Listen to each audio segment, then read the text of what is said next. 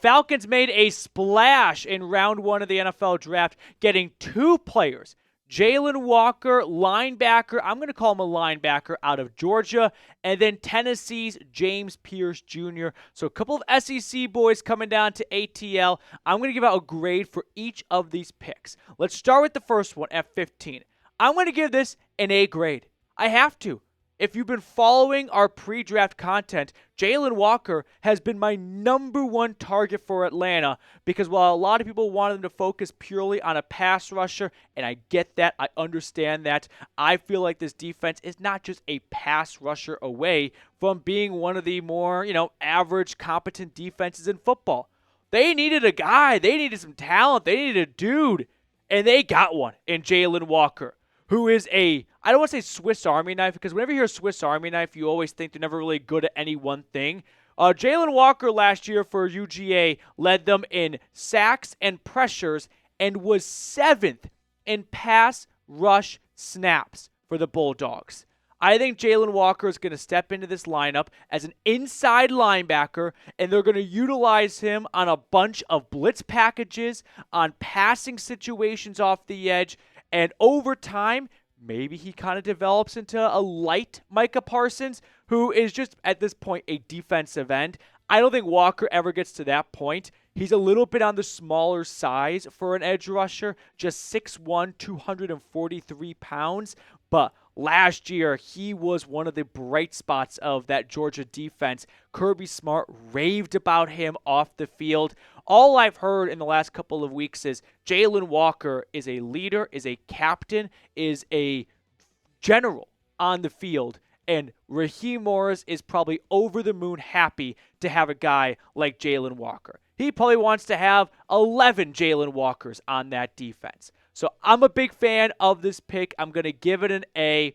If it doesn't work out, it's because he's Isaiah Simmons all over again, where he can play a bunch of positions, but he can't really stand out at one position. But I'm going to be optimistic. I think he's an outstanding football player. The rumors, if you will, coming out of round 1 of the draft is they were going to go with James Pearce at 15, and they're like, shit, Jalon Walker's still there? He's too good to pass on. So they took Walker, and last year we saw Atlanta try to trade back into round 1 to get Leatu Latu. This year they were successful in trading back into round 1 to get James Pearce. So Walker, I'm super pumped about this pick. I think give it 2-3 seasons. He's going to be a top jersey seller. He's going to be the fan favorite player on this defense. I'm drunk on the Jalon Walker Kool-Aid. And keep in mind, this is coming from a Tennessee grad who's more excited about this pick than the pick that actually involved my alma mater. So that should count for something. Make sure to subscribe to the channel, by the way. We had an awesome round 1 live coverage, awesome stream. So if you want to be a part of day 2 of the NFL draft with us, the Falcons don't pick again until round 3. But Terry has not minded, moving up in the draft, so don't rule anything out with him. But if you want to get some of the best free Falcons draft content, hit that sub button. Now, I'll update these depth charts after all the draft is over, but I would pencil in Jalon Walker next to Caden Ellis. Maybe they just try and toss him out at Arnold Ebiketie spot, but I think that's where James Pearce goes. And I don't think there's a lot of strategy in, hey, we're going to take Walker and Pearce, and they're going to play the same spot on the defense.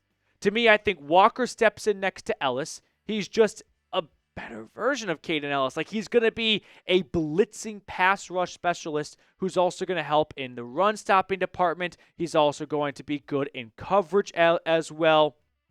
Tom Downey has him ranked 13th overall. So if you like a good best player available type pick, he's your man.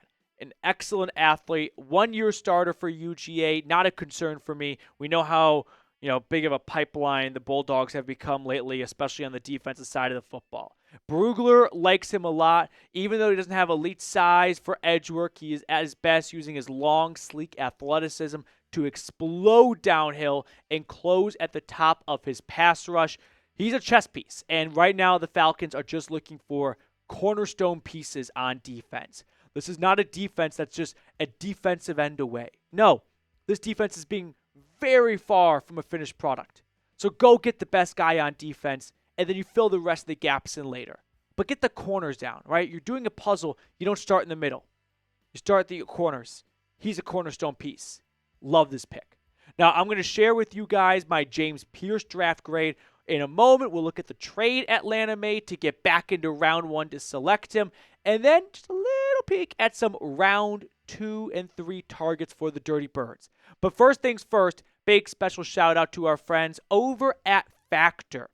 Make this your best season yet with nutritious 2-minute meals from Factor. Eating well has never been this easy. Just heat up and enjoy, giving you more time to do what you want.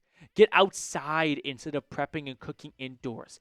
Factor meals arrive fresh and ready to eat, perfect for any lifestyle. I've lost a good amount of lbs, and a big way I've done that is by eating tofu and salmon. So if you want to kind of get on that grind too, Factor's an excellent place to start. Get started at factormeals.com/FalconsChat50off and use code FalconsChat50off to get 50% off plus free shipping on your first box. That's code FalconsChat50off at factormeals.com/FalconsChat50off for 50% off plus free shipping. All of that information is in the comments and description of today's video. Let's go on and talk about James Pearce, the Tennessee defensive end, who I think is going to be an outside linebacker in a 3-4 defense, which Atlanta runs. This should be prefaced with, before any grade, what Atlanta gave up to secure him in round 1. As I said earlier, the word on the street is he was supposed to be pick number 15. He wasn't supposed to be there. So when they took him, they're like, well, if he keeps falling, why don't we use a first-round pick on him, since we were going to use one on him anyway earlier? So the Rams, as always, moved out of round 1, and the Falcons hopped back in. It's expensive. Don't try and get twisted, right? Sure, Atlanta gets a third-round pick, so they don't lose any draft capital for 2025. But you sunk in your future first on him. So Atlanta at the moment is out of round 1 for 2026. I don't care about the 7th-round pick. You gave up your your second-round pick at 46 as well. It's a sizable investment. And when they made that trade, I thought, hey, I think they're going for someone that they view as a lockdown, can't miss type prospect that just shouldn't be this far in the first round, which I thought would be Will Johnson, which would have been music to my ears, as Walker and Johnson were 1 and 2 for me in this pre-draft process. But I'm going to give the entire James Pearce trade and pick a B. You invested a good amount of change into him, and so the expectations are going to be high. But I do believe Pearce can be a good pass rusher at the next level. A little bit of background on him, and then I'll tell you why I gave him a B. First thing you got to know about him is he's fast. He's got great linear speed. That is his bread and butter. He is not a traditional NFL defensive end size. He's a little bit on the smaller end, like Walker. And I think you're noticing a pattern from the Falcons. They want speed. Go to free agency. They dump Grady Jarrett, over 30, coming off a recent torn ACL. They sign Devon Diablo. Then they go in the draft. They get Jalon Walker and James Pearce, 2 guys under 250 pounds. Raheem Morris has a vision for what this defense wants to look like. And it's going to be a defense that's not going to let anyone run by them. But it's going to be a defense that may struggle in the trenches at setting the edge because it's not filled with a bunch of big dudes. Leonard Floyd was kind of my James Pearce comp. Like Floyd, just not comp in the sense of the body size, which sounds kind of weird and creepy, but like Floyd, if you remember coming out of Georgia, he was on the slender end of things, right? He played defensive end. He was taller and a little bit more meat on his bones, but he was still a little bit of a string being at times. And Pearce kind of gives me similar vibes as well. But if you want speed, man, there is no defense that's going to run around this field faster than Atlanta's with Pearce and Walker on it. Now, in 2023, he really broke out in Knoxville, 15 tackles for loss, 10 sacks.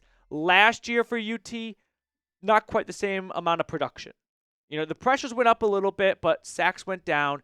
I chalk a lot of that up to early in the year, he just didn't play a ton of snaps because Tennessee at that time was blowing a lot of opponents out, and Josh Heupel was pulling back on his starters, as early as the second quarter. So I'm willing to kind of, not look past that, but reason that as to why he didn't get 10 or more sacks in 2024. Overall, you're getting a great athlete. I do have concerns about how well speed translates to the next level. That's partially why it's a B for me, because in college, you could be faster than everyone on the field. In the NFL, the offensive linemen don't have any business being as quick as they are for that weight. So if you relied on speed in college, hey, that got you a long ways. In the pros, you might need a little bit of strength to push your way into, the pocket. So I give Pearce a B. I like getting an edge. I like getting a defensive end. I like Pearce as a player, as long as the character concerns aren't legit, because there's been some mumblings and rumblings of his locker room presence not being A+, but they brought him in for a pre-draft visit. They did their homework on him. Now we're going to find out if their homework was an A grade or an F. But giving up a future first, that can't be slept on. But for the time being, next year's draft is so many. It's like when college football releases a schedule. It's like home and away in 2035. Like, that's never going to get here. Next year's draft, who cares about that right now? Let's enjoy this draft right here. You made 2 really fun picks. So how would you grade it? A, B, C, D, or F? Overall, for round 1, I give Atlanta a B+. It's fair. Walker's an A. Pearce is a B. Meet in the middle. B+. If Atlanta, I think we can make that B+ an A. It's not even necessarily dependent on how well Walker or Pearce play. If Atlanta makes the postseason next year and the Rams get the Falcons' 27th pick in the draft, we're not going to care about that. If Atlanta's picking top 15 again next year, we're going to care about that. All right, that will do it for us. I know you're probably asleep and you're watching this in the morning, but we're filming this at 12:41 a.m. Eastern Time. So make sure you subscribe. No other channel keeps you up to speed at all hours of the night.